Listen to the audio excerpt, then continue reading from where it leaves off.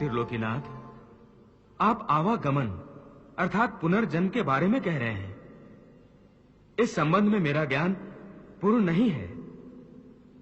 यदि आप पुनर्जन्म की व्याख्या करें तो कृपा होगी। पार्थ, इस सृष्टि के प्राणियों को मृत्यु के पश्चात अपने अपने कर्मों के अनुसार पहले तो उन्हें परलोक में जाकर कुछ समय बिताना होता है, जहां वो पिछले जन्मों में किए हुए पुण्य कर्मों अथवा पाप कर्मों का फल भोगते हैं।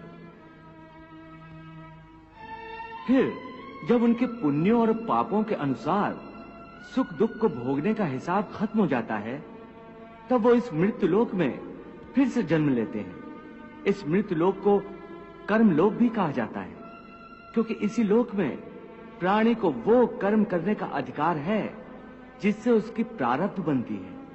हे केशव, हमारी धरती को मृत्युलोक क्यों कहा जाता है?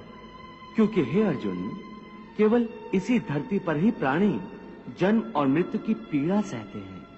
अर्थात दूसरे लोकों में प्राणी का जन्म अथवा मृत्यु नहीं होती?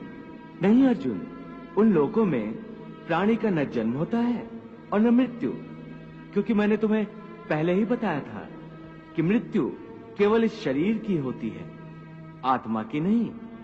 आत्मा तो न जन्म लेती है और न मरती है। तुमने तो यह भी कहा था कि आत्मा को सुख दुख भी नहीं होते, परंतु अभी कह रहे हो कि मृत्यु के पश्चात आत्मा को सुख भोगने के लिए स्वर्ग आदि में अथवा दुख भोगने के लिए नरक आदि में जाना पड़ता है।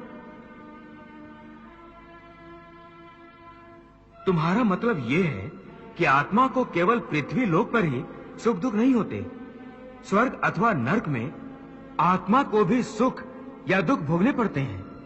नहीं अर्जुन, आत्मा को कहीं किसी स्थान पर या किसी काल में भी सुख दुख छू नहीं सकते, क्योंकि आत्मा तो मुझ अविनाशी परमेश्वर का ही प्रकाश रूप है।